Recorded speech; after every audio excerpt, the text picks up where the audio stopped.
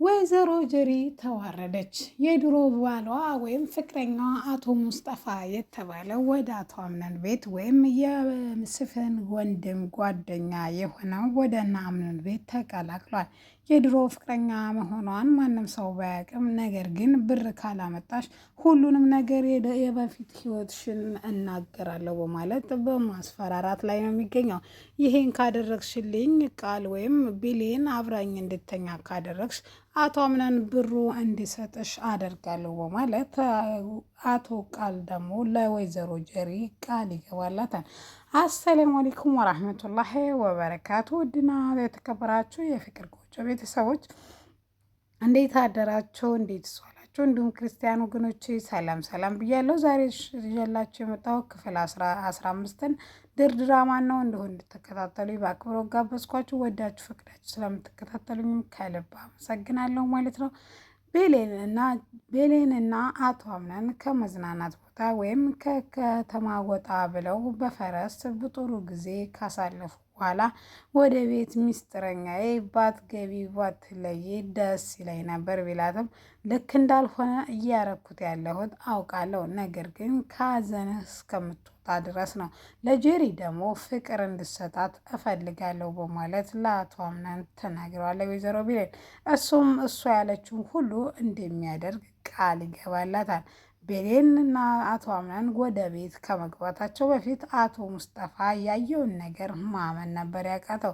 ሳሎን ላይ ቁጭ ብሎ የነበረው የጄሪ ፍቅረኛ የነበረው የድሮ የአሁኑ ደግሞ እንግዲህ የአቶ አምነን ሚስት የሆነችው ወይዘሮ ጄሪ ድርቅ ብላ ነበር የቀረችው። ሙስጠፋ ብላስ ጄሪ ብሎ ሲፈን ተኋላ ድንገት ትመጣለች። ሲፈንም ወይዘሮ ጄሪ ይህ ሙስጠፋ ይባላል የኔ ዘመድ ነው ወይም የኔ እንግዳ ነው በማለት ታስታውቃታለች። ግራ ገብታቸው ሁለቱም ራሳቸውን አለማጋለጥ ለሲፈን ራሳቸውን ደብቀው እሷም ወይዘሮ ጄሪ እንደምትባልና እሱም ሙስጠፋ እንደሆነ ስሙ ተናግረው ልቧ 99 ዲግሪ እየመታ ወደኋላ ተመልሳ ትሮጣለች። ትንሽ ሳትቆይም አቶ አምነን ወደ ቤት ይገባና እራት ይበላል። እራትም ሲበላ ሲፈን ሴራዋን እያሴረች ነው። ወይዘሮ ሜርሲ ዛሬ ቤት ውስጥ አልነበረችም ነበር። ሌላው እንዴት ተቀመጠም ለአቶ አምነን እስከ ዛሬ እዚህ ቤት ከመጣሁ አንድም ቀን ጎሎብኝ አያውቅም ወይም ከፍቶኝም አያውቅም። ምክንያት ለሚስትነት ብመጣም ባልመረጥም ምንም ነገር እንዲጎልብኝ ስላደረግ አመሰግናለሁ አቶ አምነን። እኔ እንደነገርኳችሁ ምንም ቤተሰብ የለኝም። አቶ ሙስጠፋ ግን ሲረዳኝ የነበረ ነው እዚህ ቤት ከመግባቴ በፊት። አሁን እናቱ በጣም በጠናታማ ለእሷ ወጪ እያወጡ ምንም የለውም ቸግሮት ነው። ስለዚህ ለክፉ ጊዜ የደረሰልኝን ዛሬ ሜዳ ላይ መጣሉ አግባብ ሆኖ ስላታየኝ ወደ ቤት ወደ እናንተ ጋር ይዤ መጣሁ። እናንተ በጣም መልካም ሰዎች ስለሆናችሁ በማለት ትጀምራለች። አቶ አምነንም ችግር እንደሌለውም በተመሳሳይ ሁኔታ ያለንበት ችግሩ ቢለያይም አንድ አይነት ነው።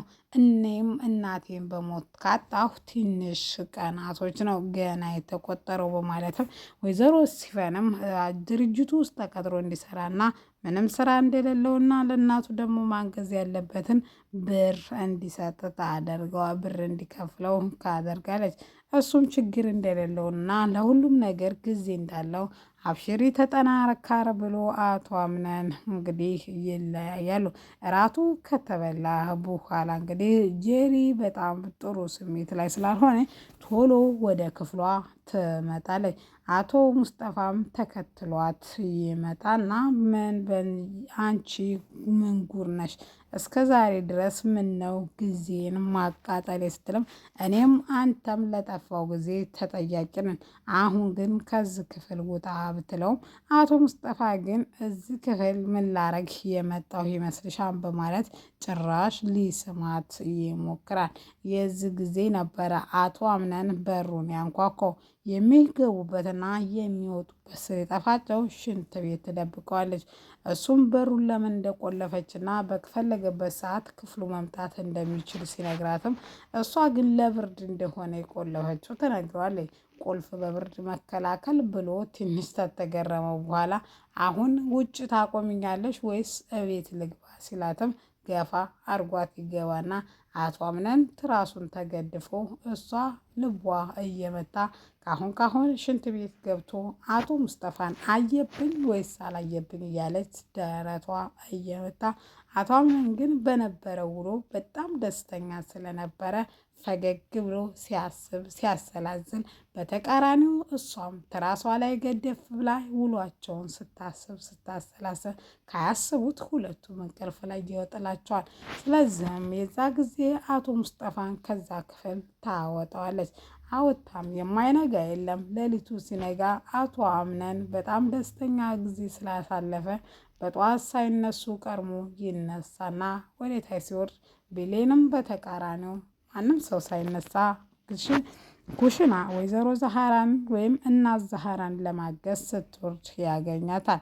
እሱም እንዴት እንዳደረችና አዳር እንዴት እንደነበረ ትጠይቀዋለች። እሱም የማታውን ነገር ወይም የውሎውን ነገር እያሰብኩ እንዴት እንደተኛሁ ራሱ አላውቀውም፣ ይሄው አሁን ነቃሁ ማለት እሷም ተመሳሳይ እንደነበረ ትነግረውና ሁለቱም ፈገግ ሲሉ ቃል ከታች ሲመጣ ያዩታል። አቶ አምነንም ሳሎን ጠብቀኝ መጣሁ ብሎ ቤሌንን ግን እሱ ሲሄድ ያዝ ያደርጋታል። ምንድን ነው ሲልም ይህን ሁሉ ውበትና ይህን ሁሉ ቁንጅና አቋም ይዞ አለመመረት ግን በማለት ይጀምራታል።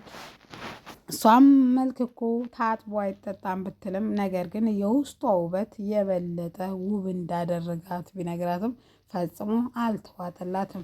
ለማንኛውም ከኔ ጋር መሆን እኮ ትችያለሽ፣ ጥሩ ጊዜ ማሳለፍ እንችላለን ሲላትም እሷም በንግግሩ ተገርማ እንዴት የአምነን ጓደኛ ሆኖ እንዲህ ይናገራል በማለት ጥላው ወደ እናት ዛህራ ትሄዳለች። እሷም ለእናት ዛህራም እንዲህ በማለት ቃል ማለት ማን ነው? ለምንድን ነው እዚህ ቤት የሚመጣው ስትልም ለአቶ አምነን ብቸኛ ጓደኛ ነው። ስለዚህ ለዛ ነው የሚመጣው። ምን አይነት መልካም ሰው እንደሆነ ብትልም አይ እሱንም አናየሁ በማለት ቤሌን ዝም ብላ እንደጠየቀች ለወይዘሮ ዛህራ ትነግራታለች። ጧት በጧት ተነስቶ ደውሎላት በረንዳ እንድትመጣ አቶ ሙስጠፋ ለጀሪ ቴክስት ያደርግላታል። እሷም ምን እንደፈለገ እያንገበገበ የጠራበትም ሁኔታ ትጠይቀዋለች። እኔ አሁን ባለትዳር ላይ ያ ሁሉ አልፏል፣ ላለፈውም ነገር ይቅርታ ጠይቃለሁ በማለት ለእኔ ግን ምንም ነገር አላለፈም በማለት አቶ ሙስጠፋ ለጀሪ ይነግራታል። በዚህ 2 ቀን 500,000 ብር ካላመጣሽ ሁሉንም ነገር እንዳበቃለት ንገሪው። መቼም የነበረሽን ህይወት ብነግረው አቶ አምነን ምን እንደሚያደርግ መገመት ሲል አንተ እኔ ይሄን ሁሉ ገንዘብ ከየት አመጣለሁ ቢልም እስከ ዛሬ ከኔ ወሰድሻትን ገንዘብ 10 ሳንቲም ሳላስቀር ጨርሼ እወስዳታለሁ በማለት ያስፈራራታል። ግራ ገብቷት ጀሪ ወደ ሳሎን ቁጭ ብላ ቃል ነበረ እኔ ምልህ አቶ ቃል አምነን የት ሄደ ብትለውም አሁን ይመለሳል፣ እንዴት ነሽ እርግዝናስ እንዴት ነው ብሎ ቢጠይቃትም እሷም ተጨንቃ እንደሆነ የገባው ምንድነው ችግር አለ ብሎ ቃል ይጠይቃታል። እሷም አቶ አምነንን ከኔ የተሻለ አንተ ታውቀዋለህ፣ ገንዘብ ብጠይቀው ምን ይለኝ ይመስልሃል ብትለውም እሱ ግን በተቃራኒው አንድ ነገር ካረግሽልኝ እኔ እንዲሰጥሽ አደርጋለሁ ይላል።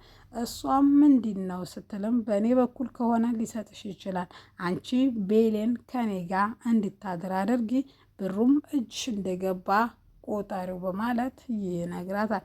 ይህን የሰማችው ጄሪ እንደውም ግልግል አቶ አምነንም የኔ የግሌ ብቻ ይሆናል በማለት በደስታ ጮቤ ትረግጣለች። ሲፈን የት እንደሚሄድ ግራ የገባት አቶ ሙስጠፋ ስራቸውን መስራት እንዳለባቸው ወይም እቅዳቸውን እሱም እልም እንዴት ለምን እንደሚል ስጠይቀው የሆነ ጉዳይ እንደሚኖረውና እንደሚያስጨርስ ይነግራታል። ወደ ጉዳያቸው ከመግባታቸው በፊት ግን ወይዘሮ ሜርሲ ከነበረችበት በርጅ ላይ ጀምራ ሞርዚኔላ ሳቀር በነገር ገርሞታል። አስጄሪም እስከ ዛሬ ከአንቺ ጋር ያሳለፉ ጊዜ ይጸጽተኛል በማለት ትመልስላታለች። ስልክ አይደለሽ አብሬሽ አልወስድሽ ብላ ወደ ውስጥ ስትገባም ወይዘሮ ሞርዚኔላ እንዴት ነበር አዳር ውሎ አለኔ ስትል በጣም አሪፍ ነበር፣ እንደ ዛሬ ራሱ አሪፍ ሆኖ አያውቅም በማለት ትገባለች። እሷም ዛሬ ሰው ሁሉ እንደተነሳባት ግራ ገብቶባት ሴፋን ክፍል ስትገባ ያየችው ማመን ያቃት። አቶ ሙስጠፋ ከሲፈን ጋር አብረው ተኝተው ነበር።